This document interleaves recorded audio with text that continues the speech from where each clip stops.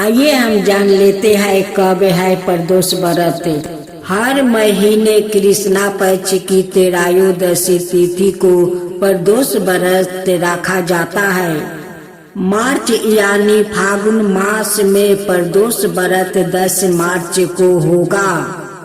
इसे बुध प्रदोष व्रत कहा जाएगा क्योंकि यह बुधवार को होगा। मानता है कि सबसे पहले चंद्रदेव ने इस व्रत को रखा था। इस व्रत के प्रभाव से चंद्रमा को दक्ष रोग से मुक्ति मिल गई। कहा जाता है कि इस व्रत को रखने से 2 गायों के दान के बराबर पुण्य प्राप्त होता है। हिंदू धर्म में प्रदोष व्रत की बहुत बड़ी मान्यता है। इस दिन भगवान शिव और माता पार्वती की आराधना की जाती है। ऐसे जाने जाते हैं शुभ मुहूर्त और नए बातें।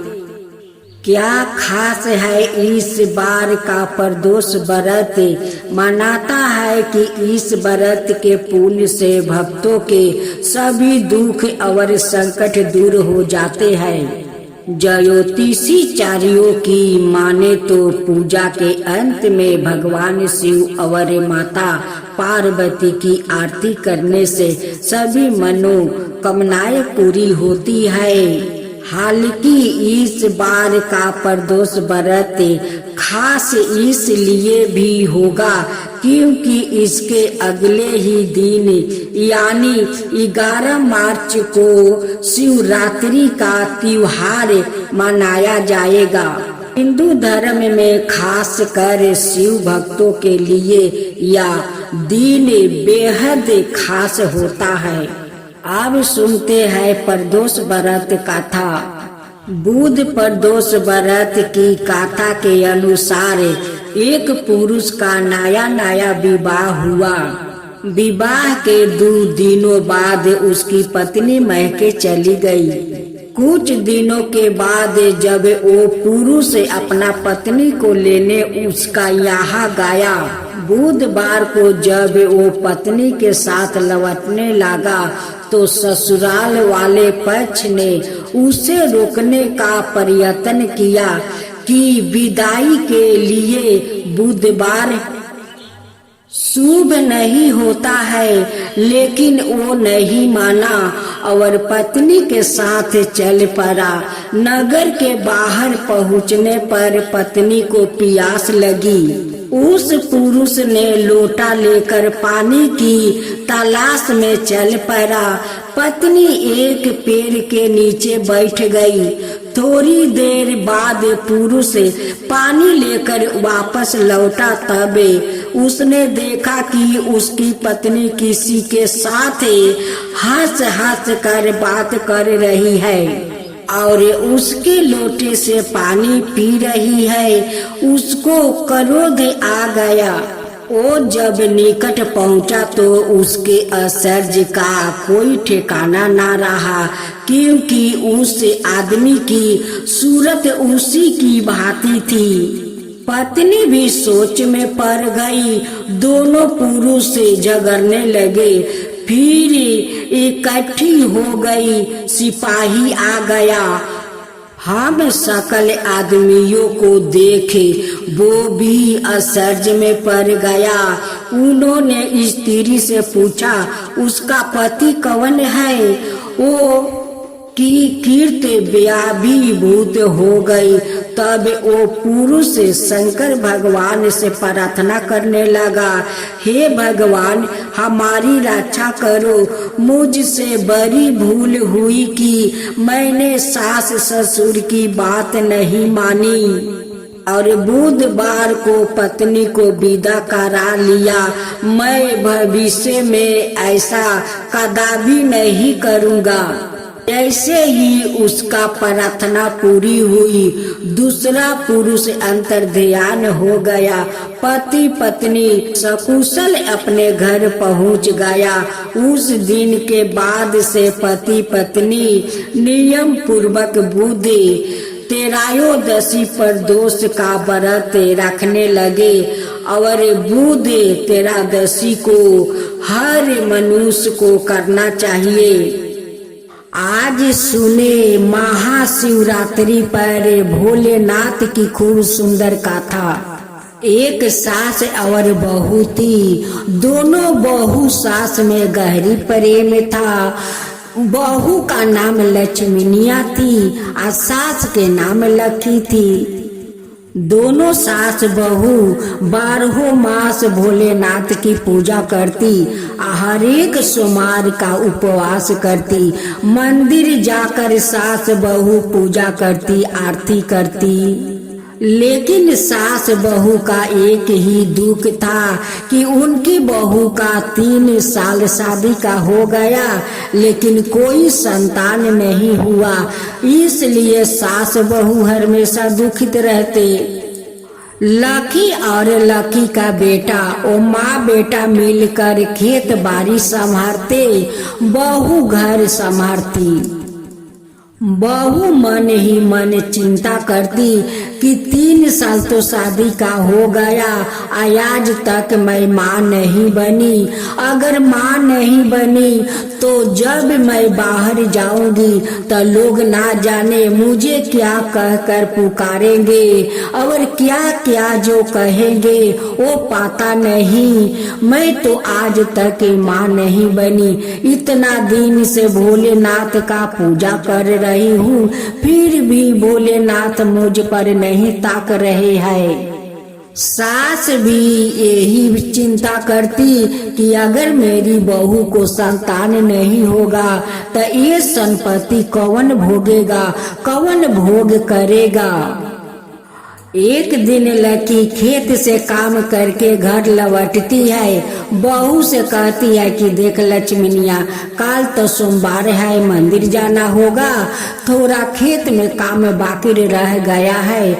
हम लोग माँ बेटा सुबह जाकर खेत का काम खत्म कर लेंगे, तब हम लोग 12 बजे से मंदिर चलकर भोलेनाथ का पूजा करेंगे। बहू कहती है कि ठीक है माँ जी। सोमवार का दिन सास बहू मंदिर जाती है, श्रद्धा भक्ति से भोलेनाथ का पूजा करती है, आरती करती है और घर लौट आती है।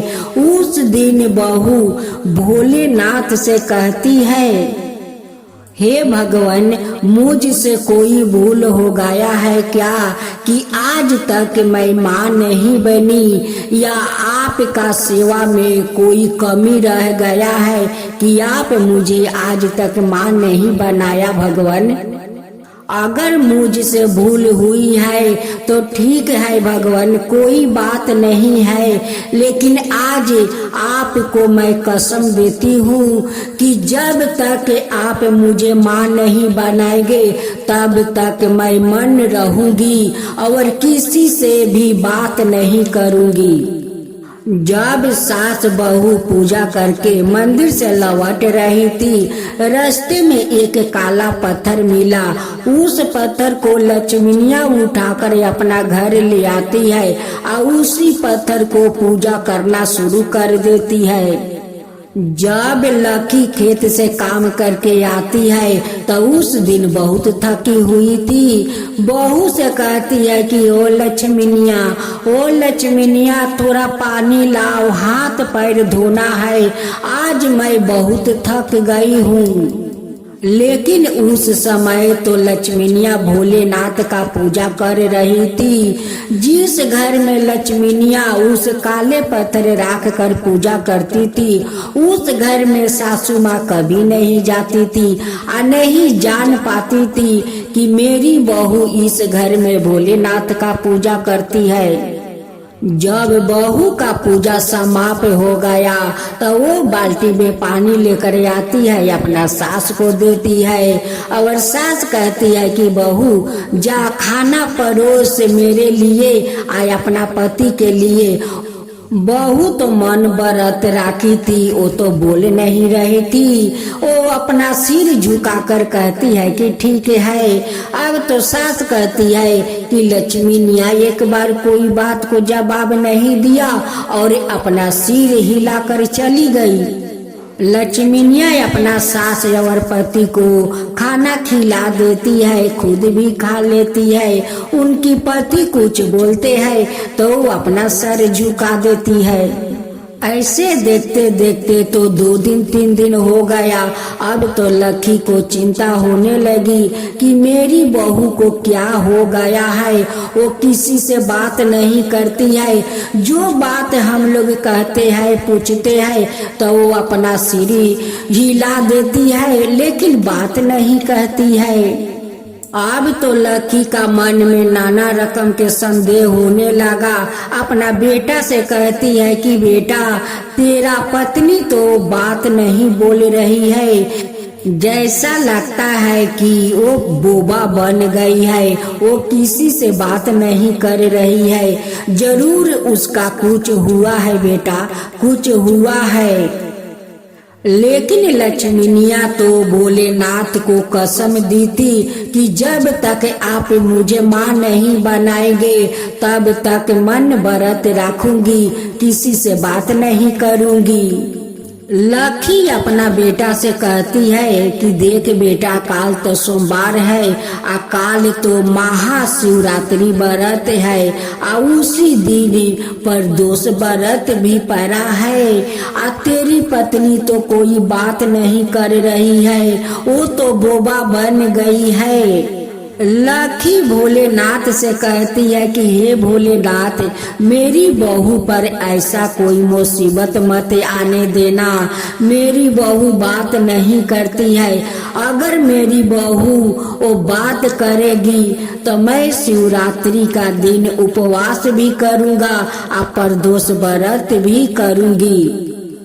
दोनों व्रत मैं एक साथ करूंगी भगवान, एक साथ करूंगी। मेरी बहू को आप कंठ दे दो भगवान, कंठ दे दो कि वो बोल सके।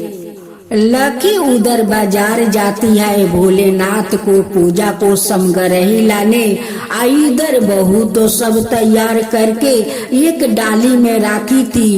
जिस पत्थर को वो घर में पूजा कर रही थी उसी भगवान को श्रद्धा भक्ति से वो घर के अंदर पूजा कर रही थी।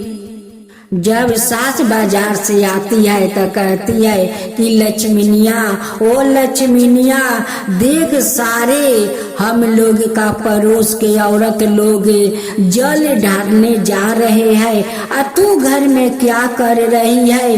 अरे थोड़ा बाहर निकल। सास का परेशानी देखकर भोलेनाथ को तो उन पर दया आ गया कि ये सास बहू में इतना प्रेम है। देखो बहू तो मन व्रत राखी है, वो बात नहीं करती है, उसलिए ये सासू माँ कितना दुखित है। भोलेनाथ एक साधु का वेश में उस लकी के अंगना में आते हैं और लकी के पास जाकर कहते हैं कि आपको क्या हुआ, क्यों उदास हो? लकी अपना बहू के बारे में सारे बात कहने लगी। उसी समय उनकी भोलेनाथ का पूजा समाप्त हो गया। जब बहू निकलती है और उस साधु को देखती है तो आकर उनकी पैर पकड़ लेती है। लक्ष्मीनिया का ये व्यवहार सासू माँ को अच्छा नहीं लगा। वो कहने लगी कि बहू, तू अच्छी काम तो नहीं की, एक गैर पुरुष को आकर तुम पैर पकड़ लिया, इसका कारण क्या है बहू, तुम बताओ। अब भोलेनाथ तो सब सुन रहे थे। भोलेनाथ तो मुस्की मार मार करे वो हंस रहे थे और देख रहे थे कि ये देखो लकी का अपना बहू पर संदेह हो गया कि गैर पुरुष के साथ इनका कुछ है। लक्ष्मीनिया तब अपना मन व्रत तोड़ दिया और वो कहने लगी कि माँ, ये कोई गैर पुरुष नहीं है माँ, ये तो साक्षात भोलेनाथ है माँ, भोलेनाथ है। जब लकी अपना बहू को बोलते हुए देख कर लकी तो बहुत आश्चर्य में पड़ गई कि ये तो चमत्कार हो गया। ये साधु के पैर पकड़ते पकड़ते बहू मेरी बोलने लगी। और वो तो साक्षात भोलेनाथ थे और उनकी तो मन बरत थी, उसलिए तो बहू उनकी बात नहीं कर रही थी। लक्ष्मीनिया भोलेनाथ से कहने लगी कि भगवान अब तो अपना दर्शन दे दीजिए। भोलेनाथ कहने लगे कि लकी आज तुम अपना बहू पर संदेह कर लिया कि वो गलत है। वो तो मेरा मन व्रत राखी थी, वो मुझे कसम दिया था कि जब ले मैं मां नहीं बनूंगी तब ले किसी से बात नहीं करूंगी और मैं मन व्रत राखूंगी। और भोलेनाथ तो बीच में ही उनकी माँ बना दिया था। उनकी पेट में संतान पल रहे थे, लेकिन बहू को भी पता नहीं था कि मेरे पेट में संतान पल रहे हैं। भोलेनाथ जब बताए कि मैं तो बीच में ही उनकी व्रत रखने से पहले ही उनकी पेट में मैं संतान डाल दिया था, लेकिन आपका बहू को भी पता नहीं था कि मैं माँ बन गई हूँ। आज तो आपका बहू माँ बन गई है उनकी, उसलिए आज का दिन मन व्रत तोड़ कर आज बात की है।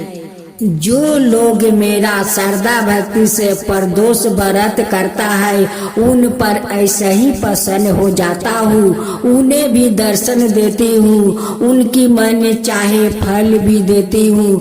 जिसका शादी नहीं होता है उसका वर भी देता हूँ, जिसका संतान नहीं है उसका संतान भी देता हूँ। लेकिन ऐसे ही श्रद्धा भक्ति से जो पूजा करने वाला मेरा भक्त है उनकी अबर से मैं उनकी इच्छा पूरा करता हूँ। लकी हाथ जोड़ कर और अपना सिर झुकाकर कहने लगी कि भगवान आज तो आप अपना दर्शन हम लोग का देकर हम लोग के धन कर दिया है। भगवान दर्शन देकर धन कर दिया है। मेरी बहू को माँ बनाकर मेरा मन में आप श्रद्धा भर दिया है। मैं ऐसे ही आपको श्रद्धा भक्ति से परदोष व्रत करूंगी। भगवान भोलेनाथ उनकी बहू को पुत्र सौभाग्य रहने के लिए आशीर्वाद देते हैं और अंतर ध्यान हो जाते हैं। कुछ दिन का बाद लक्ष्मीनिया खूब सुंदर एक बेटा को जन्म देती है। अब तो उनकी घर में खुशियां से घर भर गया। सास अपना बहू से कहती है कि देखो लक्ष्मीनिया, भोलेनाथ का ये परदोष व्रत के कारण तो हमारा घर में पोता आया है। हम लोग हर परदोष व्रत करेंगे। अब तो लकी सारे अपना पड़ोस में जाकर इस परदोष व्रत के बारे में प्रचार करने लगी कि देखो इस व्रत के कारण मेरे घर में पोता आया है। तुम लोग भी परदोष व्रत करो, भोलेनाथ तुम लोग का घर में भी खुशियां भर देंगे। सभी पड़ोस के औरत लोग परदोष व्रत करने लगे। हे भोलेनाथ, जैसे उस लक्ष्मीनिया को गोद भर दिया वैसे सबका गोद भरना, सबको वर देना। हे भोलेनाथ, सबका ऊपर कृपा करना। जो आपका कथा कहे, जो सुने, जो हुंकार भरे, उन सबका ऊपर कृपा करना। हे भोलेनाथ, सबका ऊपर कृपा करना। भोलेनाथ की जय हो, भोलेनाथ की जय हो। जय शिवा ओंकारा, प्रभु है शिवा ओंकारा, ब्रह्मा विष्णु सदा शिव हरदन निधारा। ओम जय शिवा ओंकारा, एकानन चतुरानन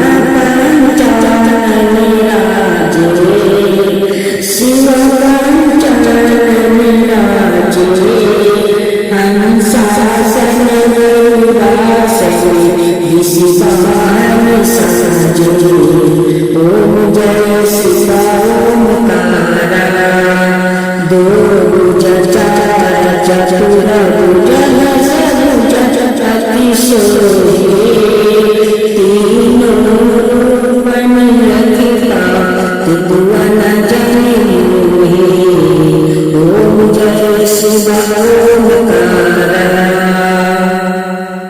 अक्षरमाला बैनीमाला चंदन मृगमद सोहे बोले सुधिकारी ओम जय शिव ओमकारा।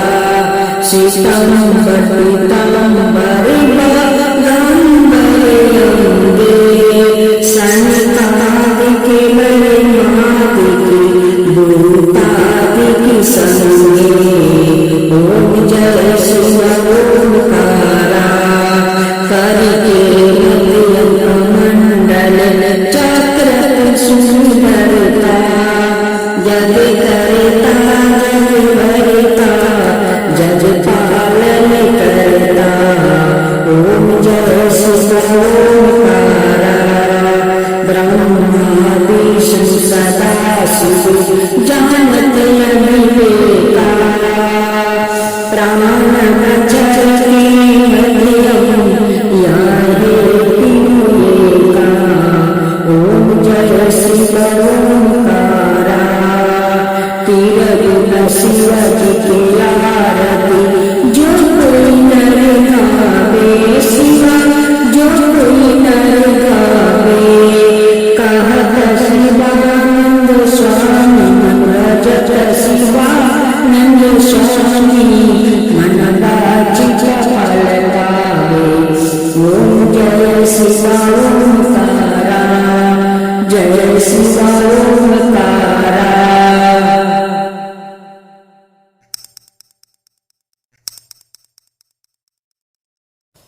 जय शिव ओमकारा प्रभु हरे शिव ओमकारा।